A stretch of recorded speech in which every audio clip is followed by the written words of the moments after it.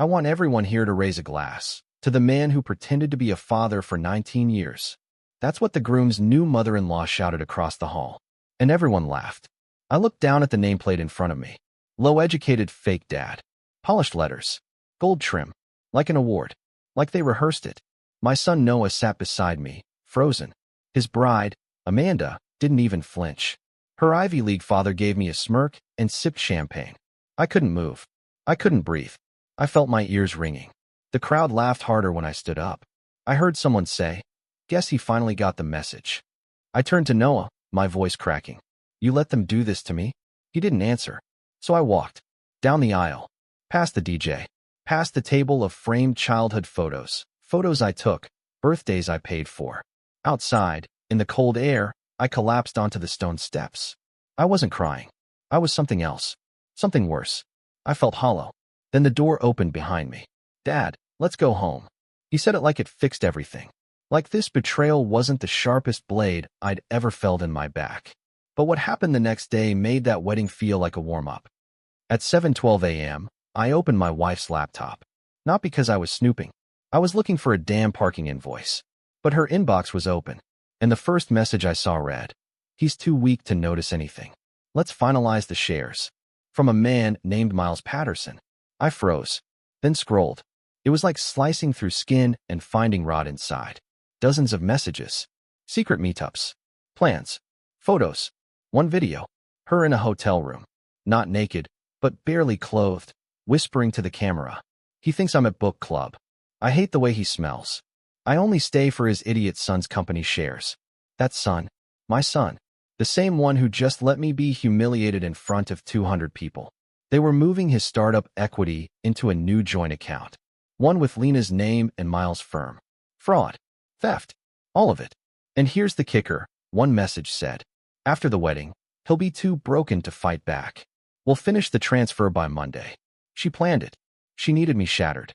Publicly disgraced. So I wouldn't resist. I heard the front door open. I didn't move. Lena's heels clicked on the tile.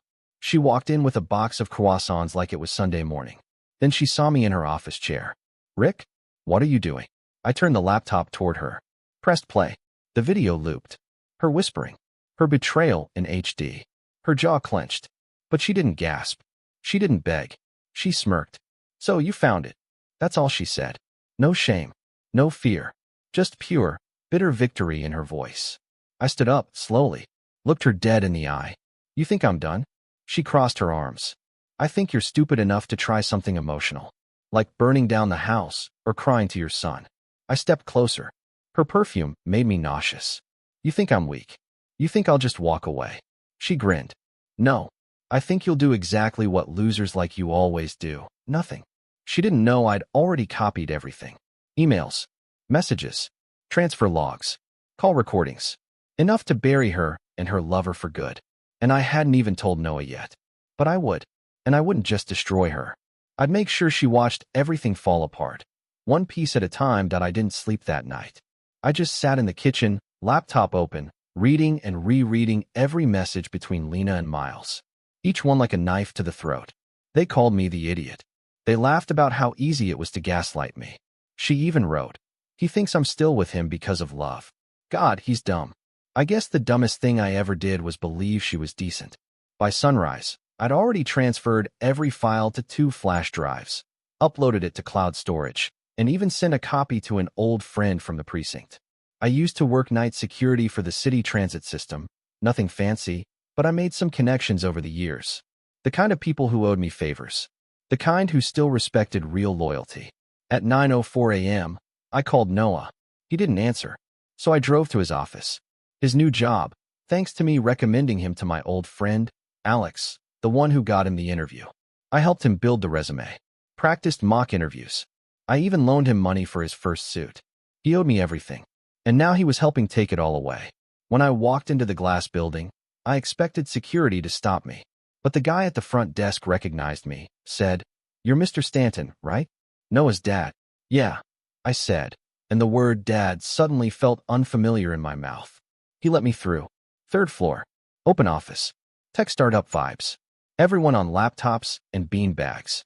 I found Noah in a glass meeting room, laughing with 2 guys. smiling like the world was perfect. I knocked once. Hard. He turned. His face dropped when he saw me. He stood up, visibly uncomfortable. Dad, what are you? I walked in, shut the door behind me, and threw the flash drive onto the table. You're going to want to see this before your name ends up on a fraud investigation. The two guys looked at him, then at me, then quietly left the room. Noah picked up the drive slowly, confused. What's this? Lena. And Miles. And you. I don't understand. You will. Play the video. The one from last week. He plugged it into his laptop. The video opened. There she was. Lena. In a silk robe. Sitting on the edge of a hotel bed. Whispering into the camera. He's just a placeholder. A means to an end. Once the wedding's over, we'll move the shares into the new account. He won't even know what hit him. Noah's face turned white. I didn't blink. I didn't flinch. He watched the whole 2-minute video in silence. When it ended, he closed the laptop and sat down. He opened his mouth, then closed it again. She said you were okay with the nameplate. That it was your idea. I nearly flipped the table. Your bride's family laughed in my face. And you believe that? After everything. He buried his face in his hands. I didn't know. No. You didn't want to know. That's worse. I leaned in. They used you, Noah. And you let them. You turn on your own blood. For what? So they'd call you one of them. He didn't speak. They think I'm a fake dad? Fine. But I'm the only one who's been real with you since day one. Noah whispered, what do I do? You grow up. You face this. You take your damn name off every document Lena touched. You call the lawyers. You clean it up. He nodded slowly. And you go home tonight. I added. And you tell your wife the wedding's the only thing she'll ever get from you. Then I walked out. That night, I didn't go home. I stayed in a motel. Cheap place. Smelled like old carpets and burnt coffee. But it was quiet. Peaceful even. Until my phone buzzed. Blocked number. I answered. A voice I didn't recognize. You don't know who you're messing with, Rick. Then silence. I froze. The voice wasn't Miles. It was someone else. Someone darker. Colder. And right then I realized. This wasn't just betrayal. This was a setup. A game. And I'd just become a threat to people who weren't playing fair. The next morning, I went back to the house. Lena was gone. So was the safe in the closet. And every file I kept there for over 20 years. I opened the bedroom drawer. Her wedding ring was there. Next to a note. For words, scrawled in perfect cursive. You never stood chance. I smiled. Cold, dry, and hollow. Because she had no idea. I was just getting started. I drove straight to Alex's office. He was the only one I trusted now. Old school guy. Bald, thick hands. Always smelled like cigars and motor oil. He'd done 20 years as a police investigator before retiring early and opening his own firm, private consulting. But we both knew that meant quiet favors for the right people. When I walked in, he looked up from a stack of papers and whistled low. You look like hell. I found out my wife's a snake, and I've been living in a den full of them. What do you expect? He stood up and shut the door behind me. Tell me everything. So I did. I told him about the nameplate, the emails, the fake accounts, the video, the blocked call, all of it. Every disgusting detail that had been rotting inside me for days. He sat back in his chair, arms folded, then leaned forward. You said the call wasn't from Miles? No. The voice was deeper, controlled, like someone who's made threats before. Alex nodded. Then we're not just talking about adultery or stolen shares anymore. We're talking organized fraud, possibly laundering. And if Miles is in it with her, and she's moving funds under your son's name, then Noah could go down for all of it. I finished. And so could you, depending on what account she tied you to while smiling in your face. I felt the heat rise in my chest again. My knuckles tightened. Then let's burn them all. Alex cracked a small smile. Now we're talking. He got to work immediately, pulling up public records, digging into Miles Patterson's company, Lena's old contracts, any paper trail she thought she'd hidden. And it didn't take long before we hit something nasty. There's a fund, Alex said, pointing at the screen. Registered offshore. Cayman Islands. Under the name of Stanton Holdings, LLC. My last name. But I'd never opened any LLC in my life. The listed contact? Miles Patterson. The secondary signer? Lena. I leaned in. What address did they use? Alex turned the monitor toward me. My house. She'd used my house address to open an offshore account under my name. If this goes public, Alex said, you'll be the one they throw under the bus first. Not Miles. Not her. You. I laughed. But it wasn't humor. It was the sound of a man realizing he's been walking through a minefield barefoot. I want to flip the board, I said. Everything. I want to destroy the business, torch their reputations, and drag Lena's sorry face into court if I have to. Alex raised an eyebrow. You sure? This could get ugly. I looked him dead in the eye. I'm counting on it. By the time I got back to the motel, I had 3 voicemails. One from Noah, his voice broken, apologizing, saying he wanted to make things right. Another from Alex, telling me he found more shell companies. And the last was from Lena. She was drunk, or pretending to be. Rick, you don't understand. It was just business. It wasn't about you. You always made things so hard. You were so small. I had to think about the future. I didn't listen to the rest. I couldn't. I looked at the motel's ceiling fan, spinning slowly, and thought about all the things I'd ignored. The late nights. The weird charges. The way she'd touch her phone like it was part of her hand. I thought about the moment I fell in love with her, watching her light a cigarette with one hand while balancing a glass of wine with the other, laughing in my kitchen like she owned the place. And now I knew. She always thought she owned it. And me. That night, I dreamed I was drowning. In the dream, she stood on the shore, watching, arms crossed, telling me to stop being dramatic. That she had a meeting to get to. When I woke up, I wasn't scared. I was calm. Because now I knew what had to be done. I got dressed, called Noah, and said only 3 words. Meet me. Now. He showed up 20 minutes later. Dark circles under his eyes. Still wearing the same button-up from work. He looked like I'd felt for the last 72 hours, betrayed, cracked down the center, and trying to hold the pieces together with bare hands. I handed him a folder. Thick. Heavy. He opened it. And read. 10 minutes in, he dropped it. This is criminal. I nodded. And it's in your name. He looked up at me. Dad, what do we do? I took a deep breath. We take it all down. But first, I leaned in close, my voice a whisper, sharp and steady. You go back to her. Pretend everything's fine. Tell her you're on her side. Say you want to finalize the transfer together. Then we'll catch her in the act. He hesitated. What if she finds out I know? I smiled. She won't. Because she thinks you're stupid. Just like she thought I was. His jaw clenched. And for the first time since the wedding, I saw it in his eyes. Fire. Noah played his part better than I expected. He went back to their apartment that night with flowers, dinner, and a fake apology rehearsed word for word. Lena welcomed him like nothing had happened, like she hadn't humiliated his father, like she wasn't a lying scoundrel carving up his legacy behind his back. She posted a selfie with him on her story, rebuilding stronger 2 hearts. I nearly crushed my phone when I saw it. But I kept calm. Because we were recording now. Noah wore a wire. Alex provided it, tiny, embedded in a cuff button, connected to a recording app through Bluetooth. We weren't just hoping for a confession. We were going to orchestrate one. The next night, she walked right into the trap. Let's go over the paperwork again, she said, heels clicking across their kitchen tile. I want to make sure it all looks clean if your dad ever decides to get nosy again. Noah played it well. I told you he's broken. That wedding wrecked him. He won't even call me back. I was listening in live, heart pounding, fists clenched. Lena laughed, an arrogant, throaty little thing. Good. He was never real, anyway. You think I didn't know what your mom saw in him? Nothing. She left because she couldn't stand his face anymore. Silence. Then Noah asked it. The big question. So what's next? You and Miles. Another laugh. God, no.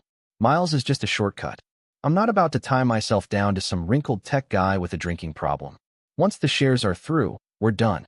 He doesn't even know it yet. That was enough. But she didn't stop. I'll move the funds next Friday.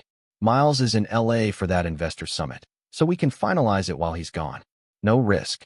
No trace. That was it. The nail in her coffin. We had names. Dates. Plans. Intent. Alex called me an hour later, after scrubbing the audio. This is ironclad, he said. You could walk into court tomorrow and level her. I wanted to. God, I wanted to. But part of me needed something more. A performance. A mirror held to her face so she could see exactly who she'd become before the whole damn world saw it too. So I made a call. To Amanda's father, the Ivy League prick who printed that nameplate. I'm hosting a dinner, I said. Family only. Just wanted to say thank you for the lovely wedding. He didn't know what to make of it. I could hear it in his voice. But they came. Lena, Miles, Amanda, her parents, even Noah played along, pretending everything was fine. We rented out a private dining room in a sleek little restaurant downtown. White tablecloths, dim lighting, jazz humming through the speakers. Everyone sat down. Toasts were raised. Glasses clinked. I stood up and smiled. "You know," I said, "it's been a tough week. But I think it's time we put the past behind us. So I'd like to show everyone a little video. It's about trust, family, and ambition." Lena froze. Miles shifted uncomfortably. I clicked the remote. The screen behind me lit up. There she was, in the kitchen, talking about me, about Noah, about the fake fund, the shares, the fraud. Every disgusting word out of her mouth echoed through that room like gunfire. Amanda's parents looked like they'd seen a ghost. Miles tried to stand, but I raised my hand. "Sit down." Lena didn't blink. She crossed her arms. "You really think this will stop me?" "No," I said calmly. "But it'll slow you down." Noah slid a manila folder across the table toward Amanda. "Everything you signed, everything my mother forged. I made copies. You're in it too." Amanda snatched the folder, flipped through it, and her face drained. "You let your mother do this?" She snapped at Lena. Lena stood. "Oh, spare me the shock. Your parents already agreed to funnel the money once it cleared. You think they're clean?" The room exploded. Voices. Accusations. Chairs sliding. Amanda screamed something about betrayal. Miles stormed out. "And Lena?" She turned to me with a smile. "Is this your big revenge, Rick? A dinner party with dirty laundry?" I leaned close to her ear. "No. This was the warning shot." She slapped me. But I didn't move. Because I saw something in her eyes for the first time since this began. Fear. The next morning, the lawyers began their work. Fraud. Conspiracy. Identity theft. Enough charges to keep her locked in courtrooms for years. And me? I sat on a park bench near Noah's old school, watching kids run laps in the sun, listening to wind in the trees. I felt tired. But I finally felt clean. And the best part? 2 days after the dinner, Lena vanished. No calls. No texts. Her phone went straight to voicemail. Her car was gone, her accounts frozen, and her office? Empty. She'd cleared it out overnight. But what she didn't know was that we'd already set the trap tighter than she realized. Alex had filed a motion with the DA's office using the wiretap audio. Lena was officially under investigation. And Miles? He cracked the minute he got the subpoena. Offered everything. Emails, bank access, transaction logs, in exchange for a reduced sentence. Said Lena manipulated him. Said she used her body, her promises, her lies to twist him around her finger. I wasn't surprised. That was her art. And just when I thought it was done, it got worse. Noah called me in a panic. "They froze my account." "What?" "I tried to withdraw money to pay rent. It's gone. The account's been flagged." I felt it like a punch to the gut. What the hell did she do now? That's when Alex called, same second, overlapping my call with Noah. "You need to see this," he said. I drove straight to his office. When I walked in, he looked like he'd aged 10 years overnight. He turned his laptop to face me. "This just came in from the Cayman liaison." On the screen was a withdrawal log. Lena had emptied every cent from the offshore account and moved it again, this time through a web of smaller transfers across 3 different countries. Money laundering in broad daylight. Using Noah's credentials. And mine. Why didn't the system flag it earlier? I asked. Alex rubbed his face. Because the account structure she used had time delays. The moment she sensed the walls closing in, she pulled the trigger. "She's gone, Rick. International now." I didn't speak for a long time. I just stared at the screen. At the numbers. At the damage. She hadn't just betrayed me. She had burned everything to the ground on her way out. She wanted scorched earth. No legacy. No clean break. Just ashes. But even ashes leave footprints. That night, I went to Noah's apartment. He was sitting on the floor, surrounded by piles of legal letters, unopened bills, shredded papers. His face was pale. His hands wouldn't stop shaking. "I screwed it all up," he muttered. "I let her in." "You were raised to trust," I said quietly. "That's not a weakness. She used me. She used both of us." He looked up at me then, eyes swollen with rage. "What do we do now?" And I said the only thing that made sense anymore. "We hunt her." We started with surveillance. Alex had a guy, Lucas, former cybercrimes analyst who got pushed out for being too aggressive. Perfect. Lucas got into her last known IP in less than 24 hours.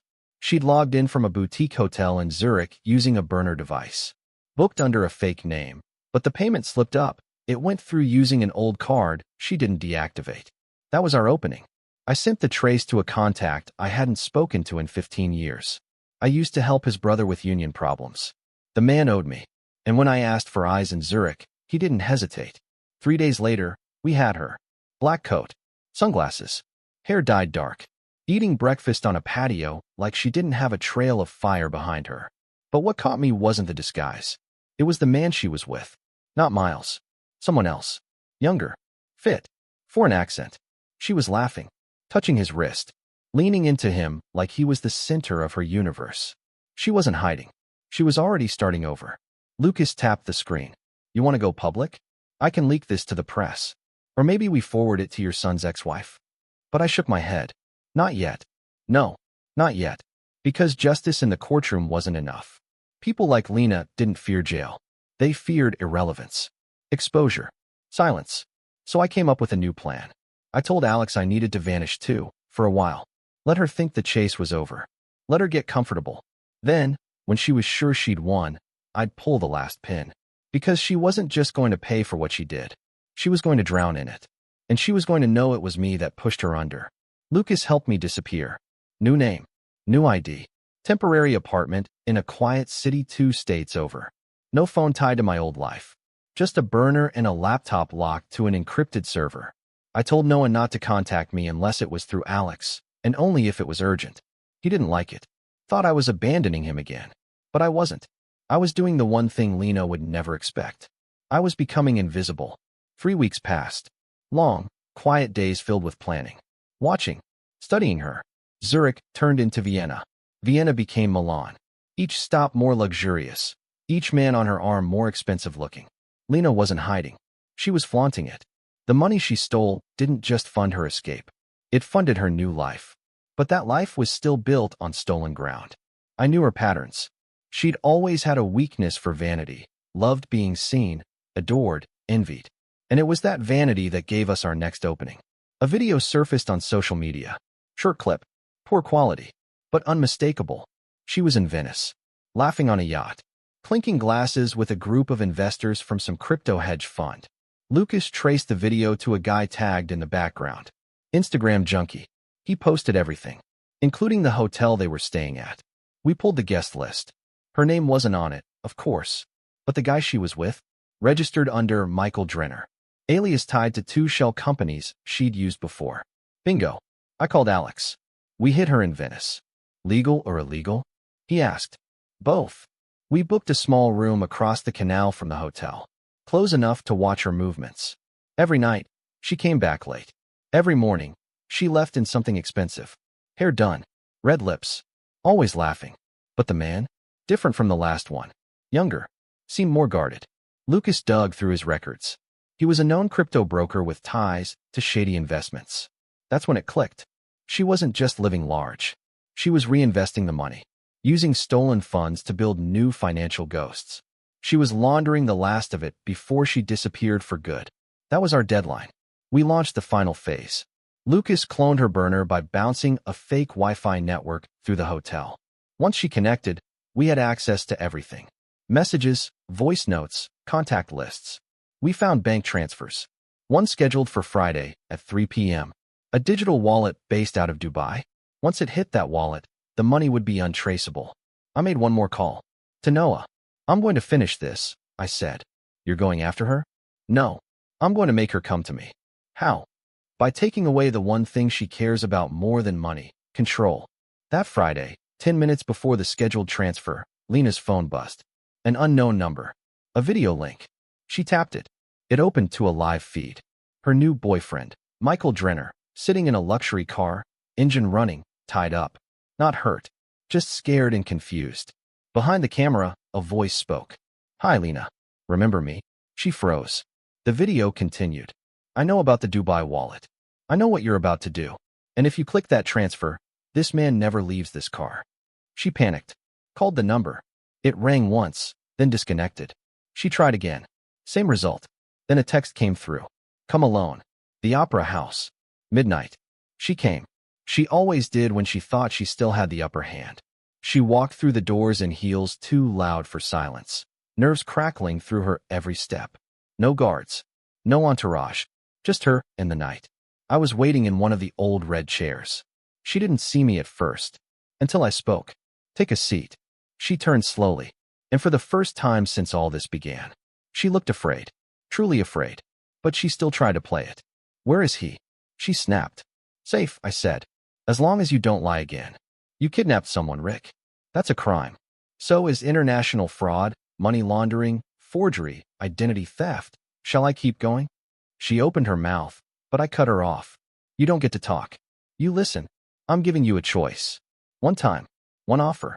You sign over everything. Every account, every share, every cent. And you disappear. You vanish. You live in a cabin and never show your face again. And if I don't, then I release every file, every video, every account detail. Your crypto prince will go to prison. You'll be extradited. And Noah? He'll testify. Happily. She looked at me, shaking. Then, suddenly, something cracked in her face. She smiled. Wow, she whispered. You finally grew a spine. I leaned closer. No, I just stopped loving you. She laughed once, dry and bitter, and pulled out a pen. Fine, she said. But this doesn't make you the hero, Rick. You're still just the guy who got used. I looked her in the eye, completely steady now. No, I'm the guy who finished it. Lena signed everything. Silently. No tantrum, no last-minute tricks. Just the faint scrape of a pen on paper, the subtle twitch of her jaw, and the dead cold in her eyes. I watched her, trying to memorize that moment, the collapse of the mask, the end of the performance. All that arrogance drained dry. What was left wasn't rage or regret. It was something else. Emptiness. When she finished, she pushed the papers across the table and stood. I'll leave tonight, she said. Where? Doesn't matter, does it? I nodded. It doesn't. She paused before the exit, hand on the heavy theater door. Then she turned around and said, almost too soft to hear, I did love you once. I think. I didn't flinch. I didn't believe it either. And neither did she. She left. I waited 10 minutes. Then I walked out too. Alex was across the street in a rental car, eyes on the opera house, just in case. I handed him the signed documents, and he scanned them with his eyes like a machine. You good? He asked. I thought about it for a moment. No, I said. But I'm done. We finalized everything that week. The funds were rerouted back to Noah's startup. The Dubai wallet was blocked and flagged. Miles was cooperating fully, eager to avoid prison. Lena disappeared, truly this time. No activity, no logins, no sightings. She became a ghost, just like I wanted her to be.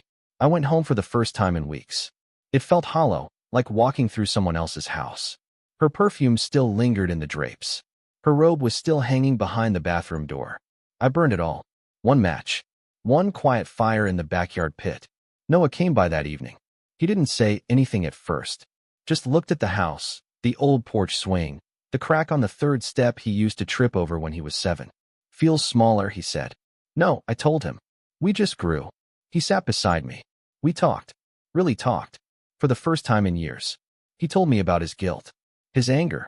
How he saw her lies, but wanted to believe the version of her she sold him.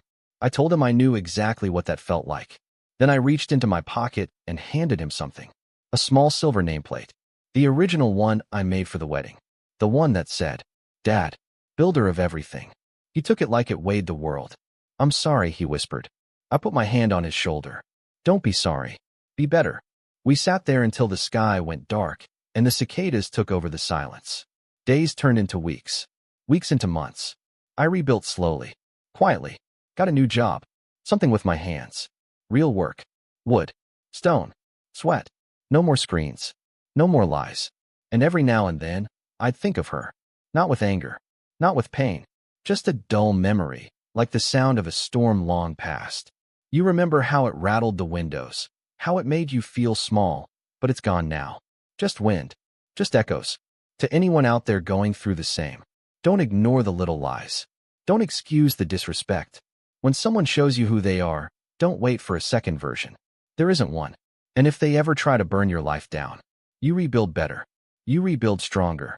And this time, you don't let anyone else hold the match.